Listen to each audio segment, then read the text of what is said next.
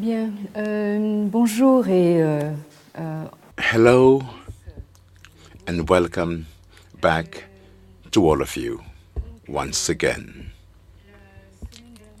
Last week, we resumed our works as best we could after an interruption that was like a stroke of fate.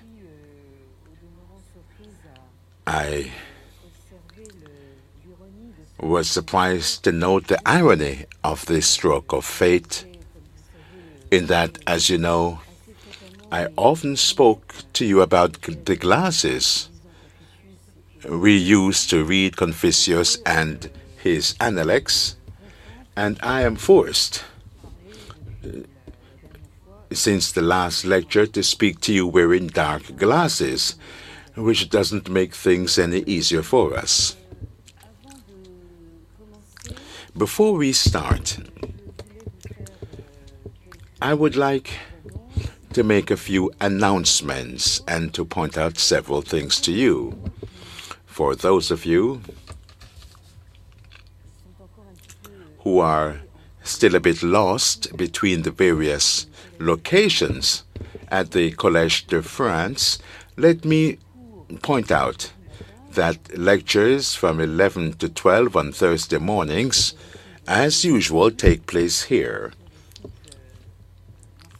at Marcellin Barthelot, where the Collège de France is located, as was always the case.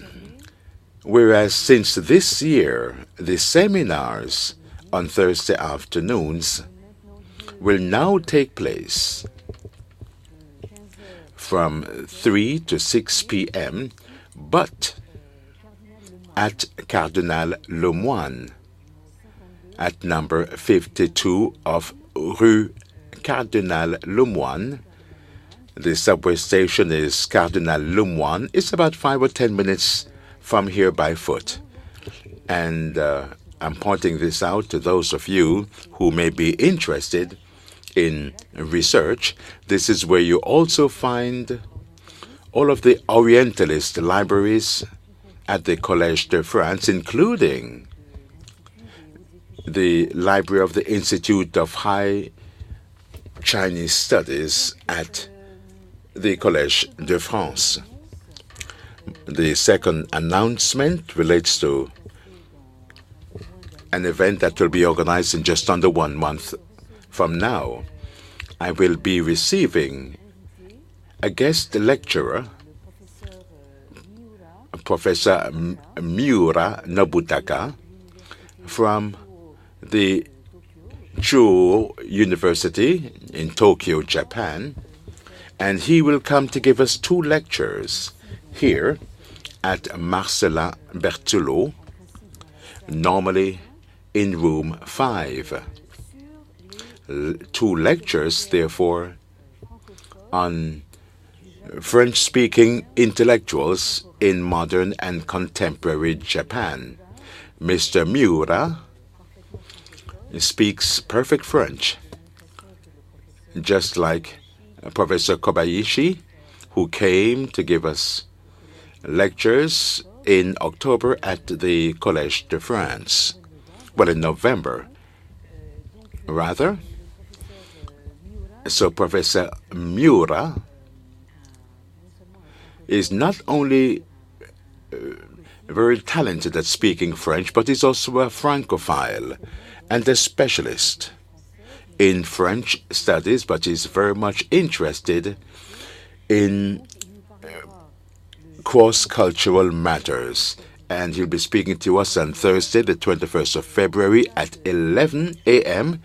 about Nakao Chomin, a very great Japanese intellectual who lived from 1847 to 1901. And as a matter of fact, he was amongst the first Japanese intellectuals to introduce Jean-Jacques Rousseau's thinking in Japan, and subsequently, by repercussion, in China. On the next Thursday, on the 28th of February at 11 a.m., Mr. Nura will be speaking about Kato Shuichi, who lived from 1911 to 2008. So someone who truly crossed the entire 20th century. I was saying, therefore, that last week we came back to our study of Confucius resurrected with a big question mark. Let me remind you that this is the title of our lessons this year. Confucius resurrected question mark. Fully in line with our cycle of lectures on Confucius revisited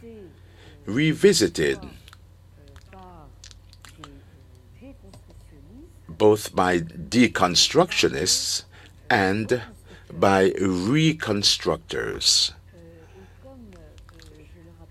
As I pointed out at my last lecture as well, the thesis advocated by the more radical deconstructors, who refer to themselves as the revisionists, the radical thesis they advocate is that the Liu, what we call the Analects of Confucius in English, this text could not have been established as a book. In other words, as a more or less stabilized textual entity, or to put it differently, as a relatively stable set of pian, as we saw the last time. This is the first character you have here on this slide, and this refers to what we call chapters, which also lay down a certain number of cheng, the second character on the slide, meaning a textual unit, and as we saw, an extremely mobile textual unit.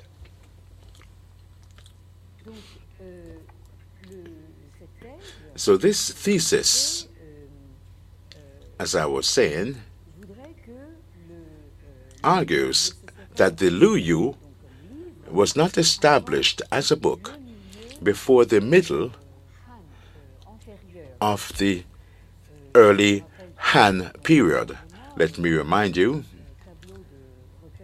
on this table of historical milestones, where in red you have the character we are looking at closely, namely Confucius, who is said to have lived from 551 to 479 between the 6th and the 5th century BC, and the famous Han dynasty that lasted for 4 centuries.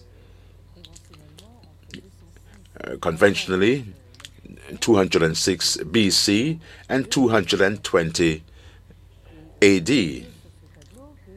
You can see that this dynasty may be subdivided into 2 main parts, interrupted by a brief interregnum with Wang Mang between 9 and 25 at the very beginning of the Christian era. Before that, you had the early Han, the Si-Han, in the first 2 centuries BC, and then after this interregnum, we have the 2 first centuries in the Christian era occupied by the later Han, or the Western Han, the Dong Han in Chinese. We will draw a link between the lifetime of Confucius in the 6th and 5th century BC and this Han dynasty. This is what we were investigating at the end of last week's lecture, to determine whether or not Confucius and his analects are not, to say things very concisely, a sort of invention or construction by this Han dynasty that really laid the foundations of the Chinese imperial order. According to this deconstructionist or revisionist thesis, the Luyu, in fact, was not formed as a book before around 150 BC, and which places us here at about the beginning of the reign of Emperor Wu, Han Wu Di, who reigned from 141 to 87 BC. Now, the reign of Emperor Wu is an extremely decisive reign, since this was an emperor who was a conqueror. He was the emperor who extended the Chinese space in the north up to Korea and in the south up to down to Vietnam. He was a conqueror, emperor, and also an emperor with a great political vision. In other words, a real man of state, which has not happened all that often in the history of China, especially in imperial Chinese history, because the principle of succession by inheritance does not guarantee by any means the quality and competence of the sovereigns in place. So this is the revisionist thesis that was recently advocated in September 2012, quite exactly, as a PhD thesis by a young American sinologist. And his name is here, Michael Hunter, Mick Hunter, for those who are close to him, who presented his thesis at the prestigious University of Princeton. And Michael Hunter chose to entitle, with a strong sense of irony, entitle therefore his PhD thesis as The Sayings of Confucius Deselected. So you will perhaps perceive the ironical reference to one of the most widespread translations of the title of the Luyu, the Analects in English. The Analects, with the English referring to a Greek term, and they translate it as the selected sayings of Confucius, a selection of sayings by Confucius. And here our young Michael Hunter, he chooses to speak of the selection of Confucius's sayings. According to a radical revisionist like Mike Hunter, the Luyu was thus compiled by authors in the early Han period, in around 150 BC, for a modern body of readers. In other words, for the readers in the early Han period, thinking of the political and intellectual matters at the time when we started to see the emergence of a new socio-political order in a centralized empire. To do so, these compilers of the Luyu apparently selected from the vast ancient pre-imperial literature, a literature associated with the character Master Kong, known in the Western world as Confucius. So they apparently selected fragments that might illustrate what they had to say, preceding these sayings with the canonical formula today, the Ziyue, you find at the top of this slide, and which means the Master says, so as to bestow on these sayings a new authority. As I pointed out before, Ziyue in ancient Chinese, you do not have any definite articles or indefinite articles preceding the name or a noun. Ziyue could very well mean a master, any master says. But in the interpretation by these revisionists, Ziyue means the master, the only master, namely Confucius, says. It's therefore a canonical form that was placed before some sayings to bestow a certain new authority on those sayings. As for the formula you have before, Kong Ziyue, here they specify the name of the master. Master Kong says, or you may have variants with different names. For Confucius, you can have cheng is listed here third on the slide. So all of these expressions are followed by sayings that Confucius is reported to have expressed, and in a direct speech. In others, you have the master says, and then we would say colon, open quotations, and then you would have what was said in the direct speech.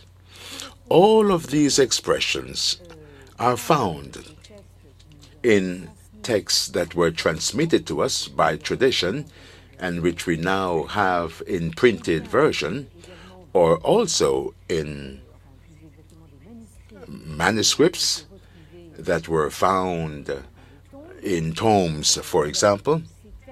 So these texts and manuscripts represent extremely different sources that may be treatises or commentaries or even imperial decrees.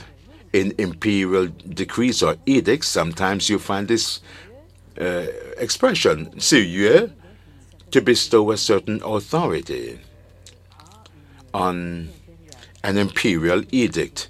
It could also be historical writings or a host of collections of anecdotes, to such an extent that one may wonder whether the Luyu, as the preferred collection, anthology of the teachings of Master Kong, a collection of selected works. One may wonder, therefore, whether or not this text is not quite simply a Han invention. According to this revisionist thesis, basically, with the early Han, they brought together fragments that were found here and there in all the available texts at the time to form a sort of anthology collection, and each saying was preceded by the expression Ziyue, the master says, to form a sort of selected works of the teachings of Master Kong. If we were to continue with this line of reasoning, and if the Luyu is a compilation that dates back to the middle of the early Han period, reflecting therefore the political concerns of this new imperial political order that was being set up, shouldn't we push a bit further by making the hypothesis that Master Kong himself is, as I said earlier, a Han invention? In other words, the fact that he was put on a pedestal was due to the specific needs for this new centralized imperial order. Now, this question, as I pointed out last week as well, is more than ever before a topical issue. At a time when, as you know, and as we have pointed out for several years, precisely at a time when Confucius is once again being resurrected and to a large extent instrumentalized by the new power in place, as we saw when we started our lectures 4 years ago. Now, we have this revisionist thesis advocated primarily, and here you will see that the debate is truly a global debate today. The revisionist thesis is advocated primarily by English-speaking sinologists, Americans, Australians. Let me show you the list once again. Of course, it's not an exhaustive list at all, but it gives you a small idea about the extent of globalization of the debate. So you have these Anglophone, English-speaking sinologists who may be Americans. I just mentioned one of the youngest, Michael Hunter, but you also have William Boltz. You also have Edward Shaughnessy. Let me remind you once again that he's a professor at the University of Chicago and will be coming in June to give us a series of 4 lectures. But you also have Australians, like John Makeham here. You also have Europeans, particularly German, but practicing their profession in an English-speaking environment in most cases. At the top of this list, you have Martin Kern, Matthias Richter, whom I spoke of during our last lecture. So all of these revisionists are strongly, well, let's say, against these revisionists, we have the reconstructors, many of whom are Chinese academics from continental China, and they are in favor of a continuist vision of the Confucian tradition from the origin. For these reconstructors, the Lu Yu did truly exist as a book since around 400 BC, because for them, this book was most likely compiled sometime between the death of Zhenzi, who you have here second on the slide. So Master Zhen, who was supposed to have been the youngest disciple of Master Kong. So Zhenzi, who is mentioned on several occasions in the Analects of Confucius, and he is also mentioned in direct speech. We find the same expression, Master Sen says. So several disciples of Master Kong were there at around 400 BC. So the Lu Yu is said to have been compiled at a date situated somewhere between minus 430, the death of Zhenzi, and minus 380. And that's the date when Mengshi is said to have died. Master Meng. In France, he is known as Mengssus. Mengssus, which is the Latinization that was also carried out by the Jesuits, just like Kungsu was Latinized as Confucius. So for these advocates of the continuist thesis, the Luyu was formed as a book well before the Han period, sometime between 430 and 380. In other words, towards the end of the 5th and the start of the 4th century BC. For those, for the mainly Chinese advocates of this conservative thesis, and by the way, in most cases, they are very much attached to preserving what they call national studies, the Kuoshi in Chinese. And they claim a certain form of cultural nationalism. Now, for these advocates of a conservative thesis, they claim that there was a continuous transmission between Confucius, Master Kong at the top of this list, and his spiritual heir, at the time of the combating kingdoms in the 4th century BC, including the youngest disciple, Master Song, as well as his grandson, called Zizi, third on this list. And he's said to have died at around 420. Zizi, who was more or less contemporary with Zhongxi. So this is the continuist representation that led to the idea of a school, the Simeng Shubai school. In other words, a school establishing a link between Xinzi and Mengshi.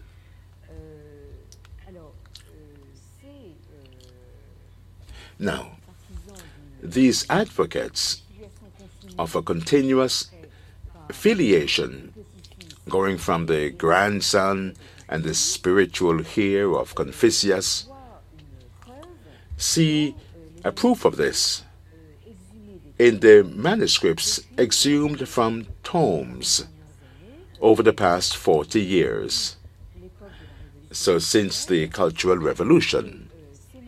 And these manuscripts, for them, date back to the very beginning of the 3rd century, up to the middle of the 1st century BC. So these manuscripts, according to these cultural custodians, conservatives, are a tangible proof of the existence of the school, Simeng. Now, the manuscripts that are attached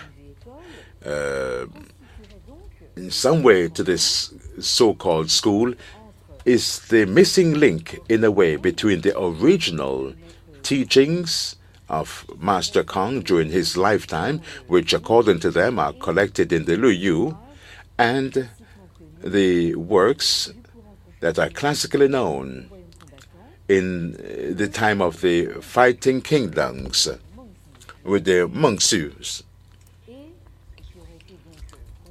compiled at around the 4th century BC, and the Sun Tzu, attributed to Master Tsung, who was said to have been active at around 300 or 250 BC, active 1 century later in the 3rd century, before the Christian era, and therefore just before, let's say, the establishment of the imperial era.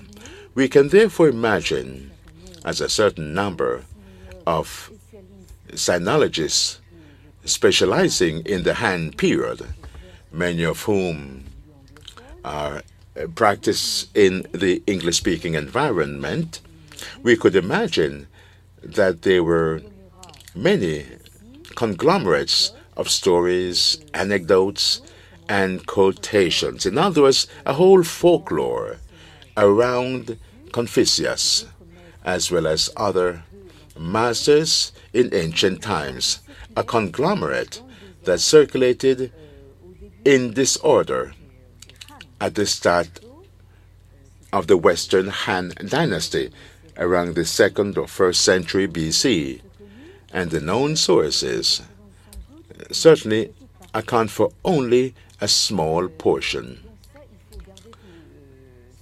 So we must really bear this in mind constantly.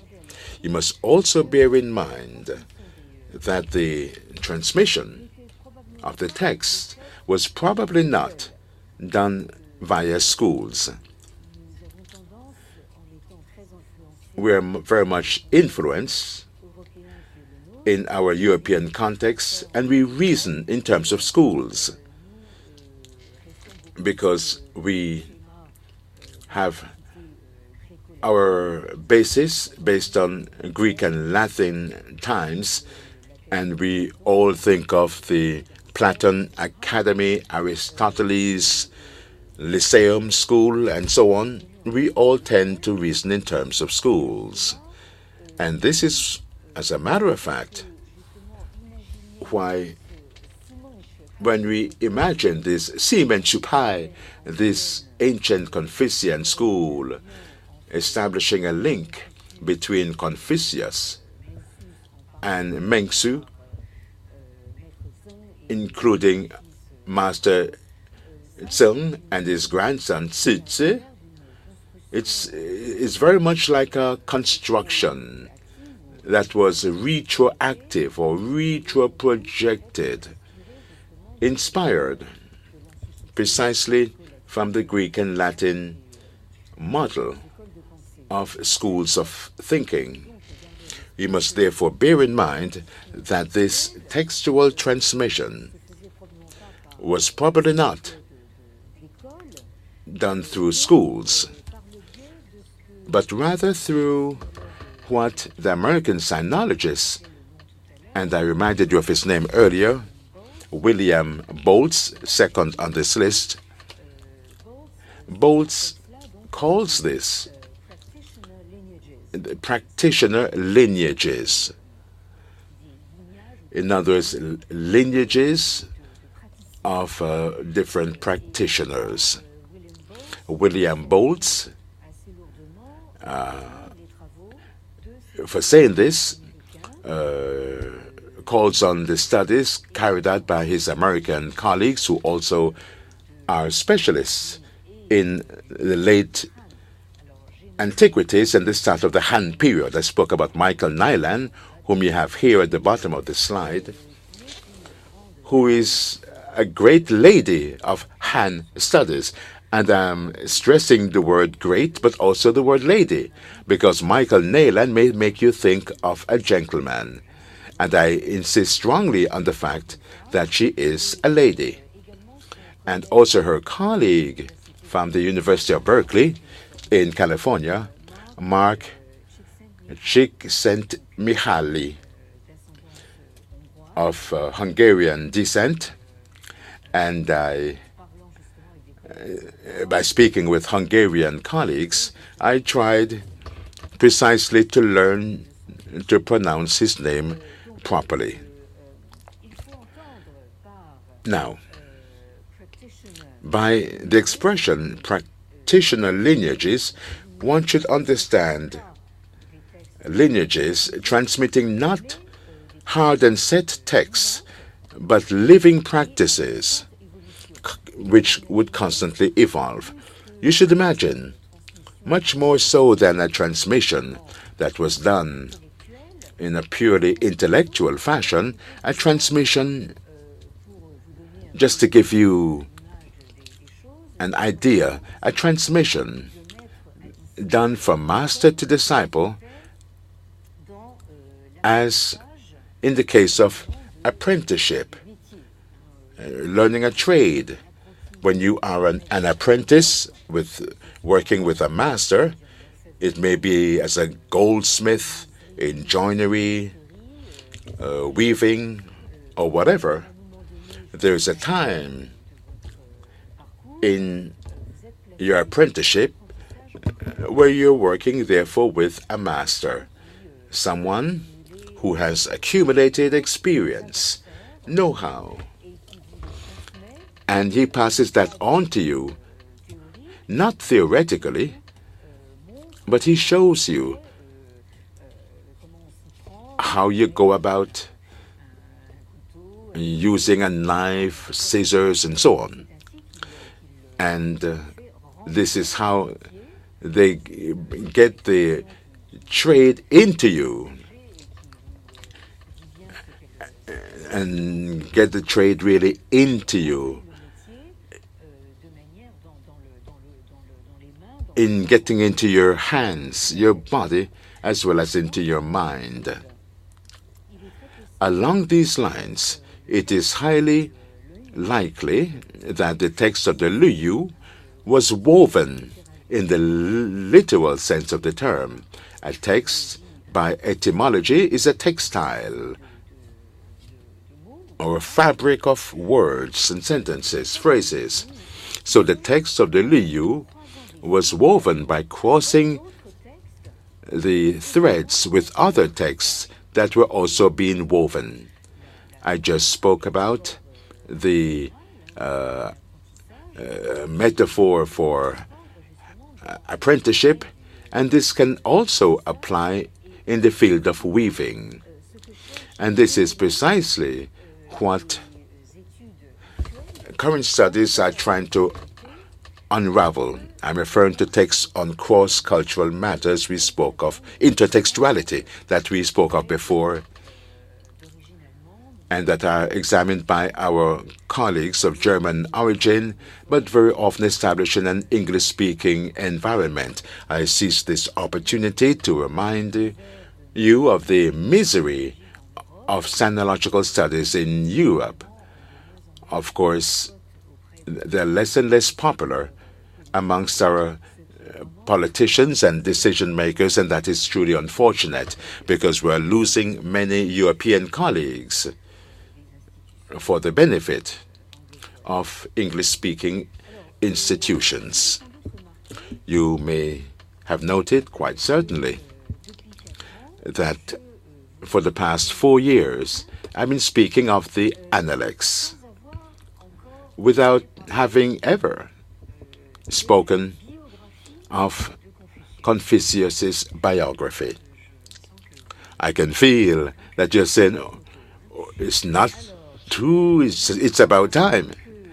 Now, the reason for that is that I must admit I was very not tempted to present you things in the venerable fashion, but it's a bit outmoded of what you would find in well-established school books. Things like Confucius, his work, his life and his work. The real reason for that is that, as you must have understood by now, it has really become impossible to present things in that fashion. And I believe that even Lagarde et Michard, the well-established school book, is now an antiquity, if I understand properly from my daughters in their studies. Now, Confucius's works are only found in the only text attributed to him, namely the Analects. But we have noted sufficiently that at present we can no longer consider it as just a book that is maybe attributed to an author, namely Confucius, or the disciples who took notes based on his teachings,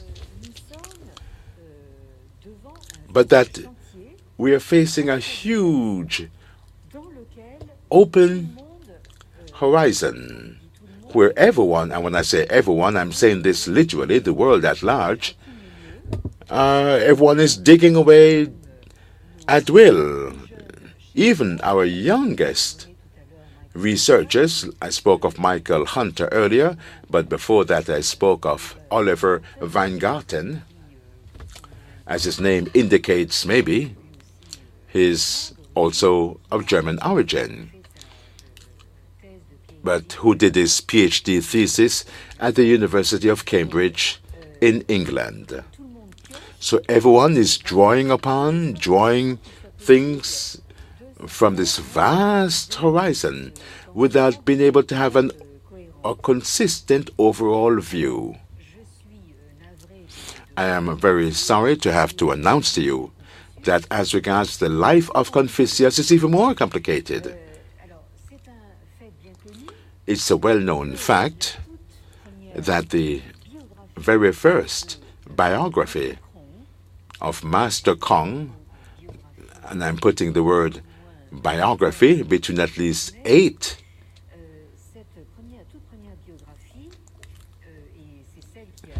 quotation marks,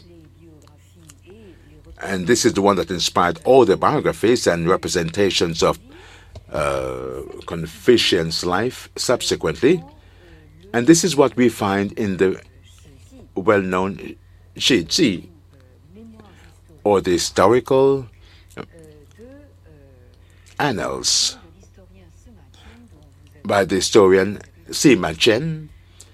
And you have the Chinese letters here on the slide for his name. Sima Chen, who is said to have died at around 86 BC. In other words, he lived in the 1st century BC.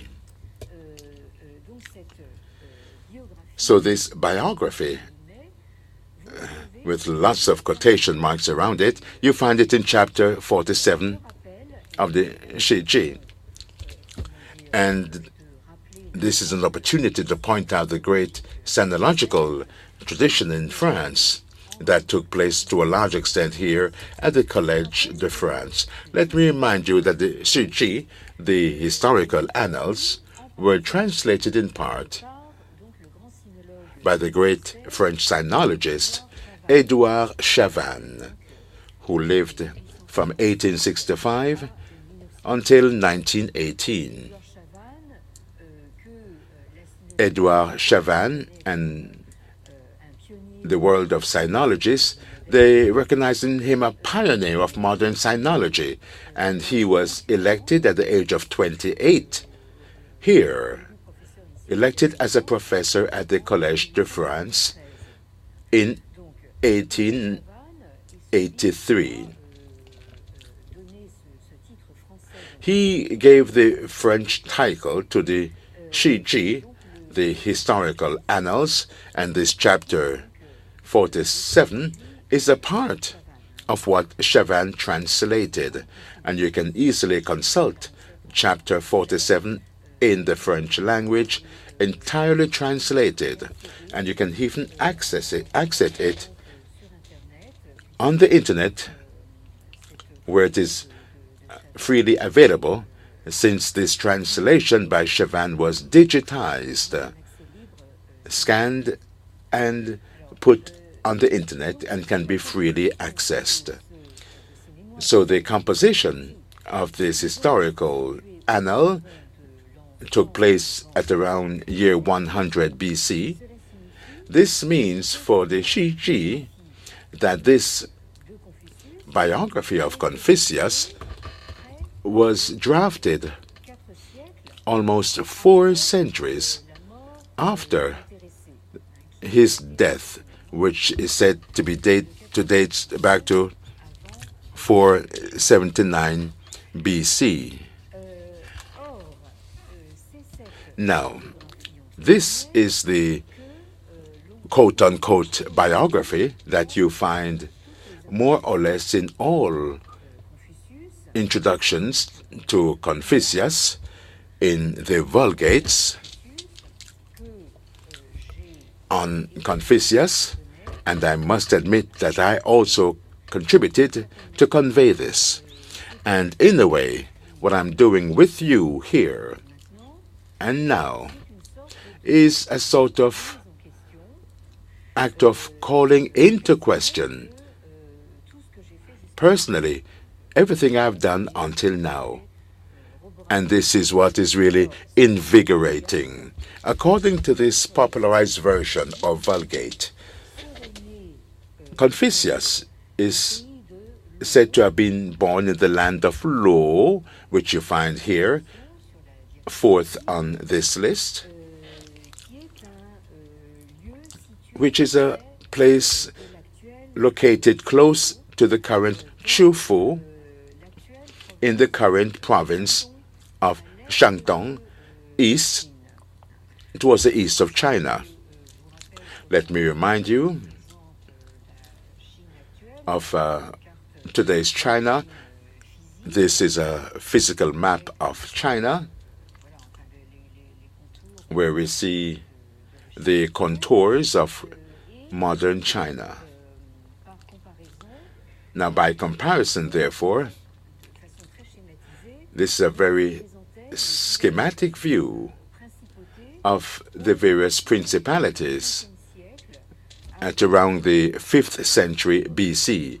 In other words, more or less during the lifetime of Confucius. So you find the principality of Lu, oh, so small, let's see here. And therefore, as you can see, we could say that it is currently a part of the strip of land towards the sea, the current Shandong province.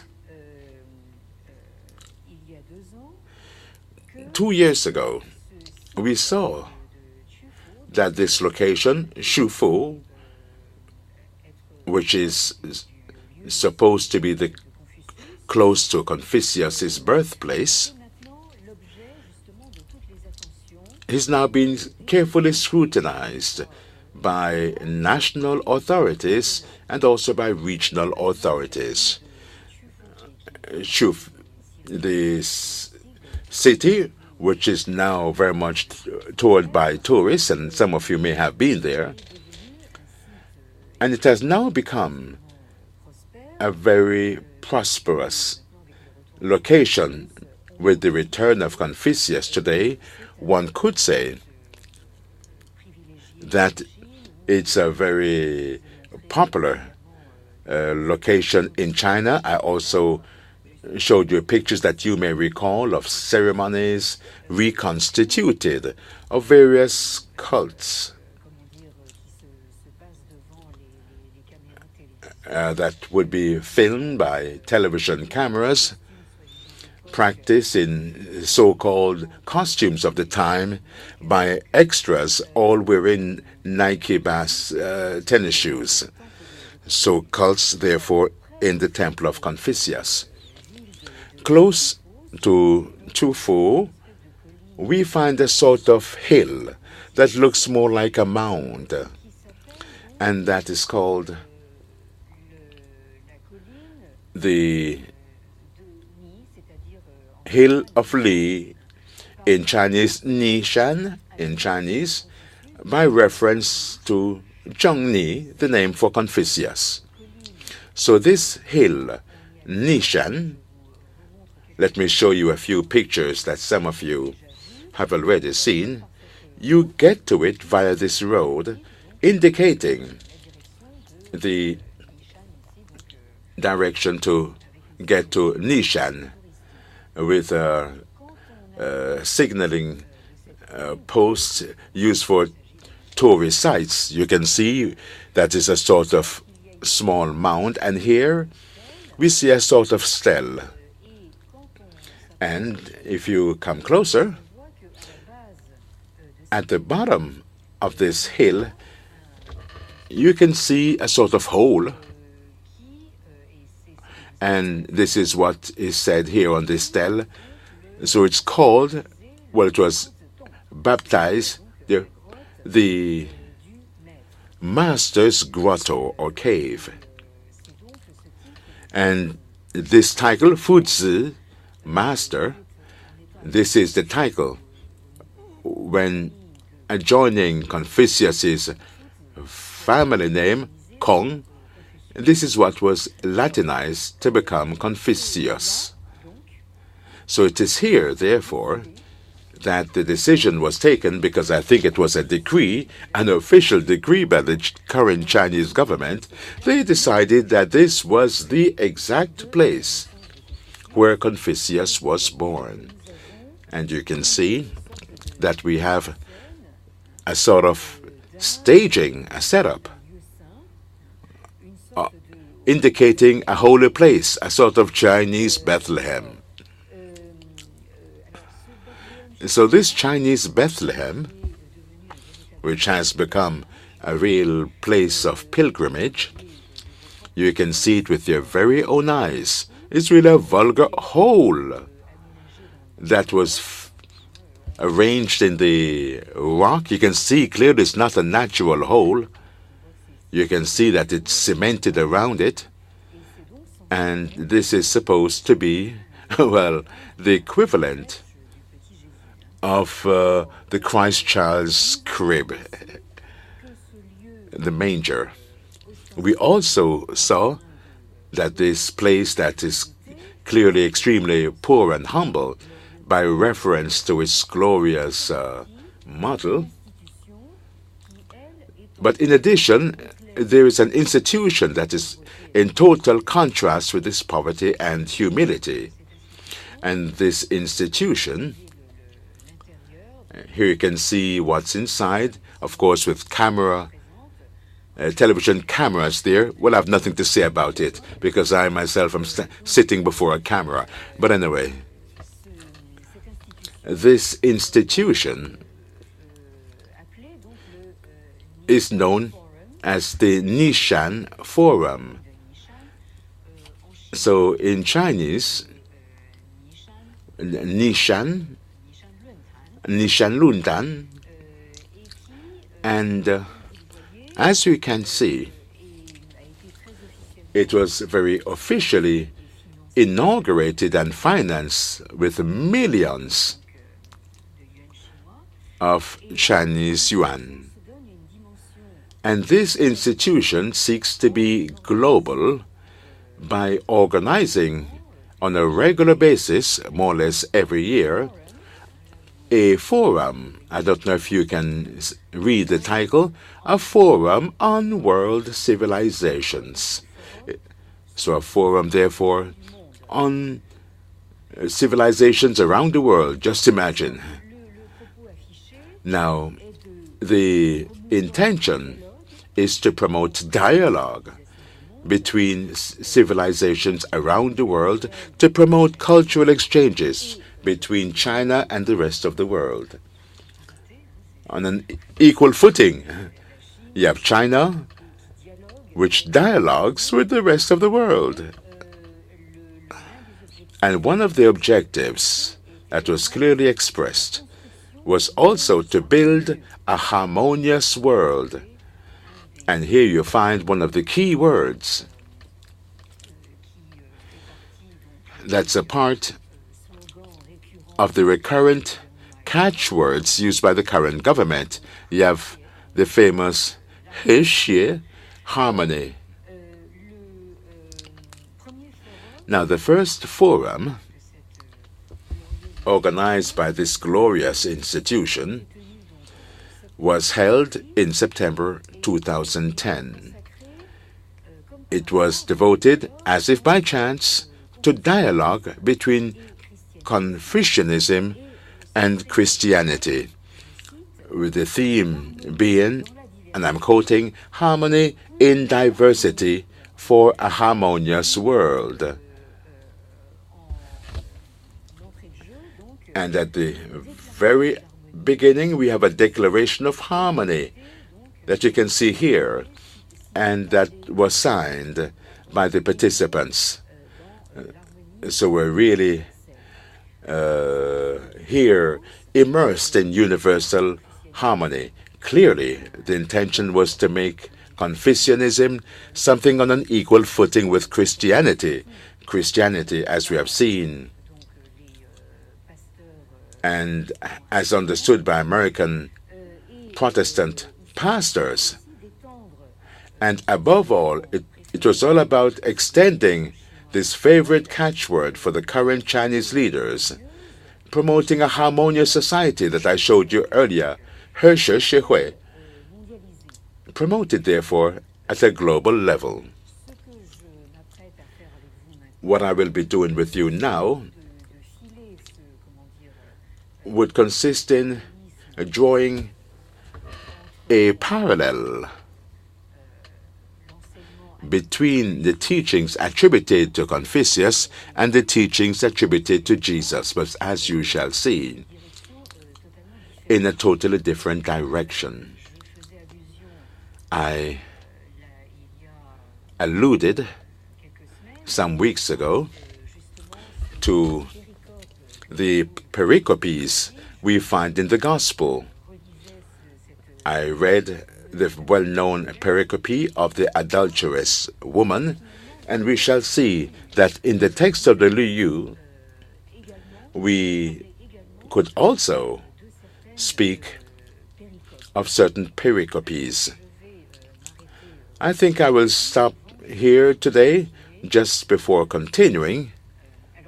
Well, rest reassured, in the Liu, you will not find any pericopes on the adulterous woman. It's far more moral, and the Liu, you could say, is more moral than the Gospel.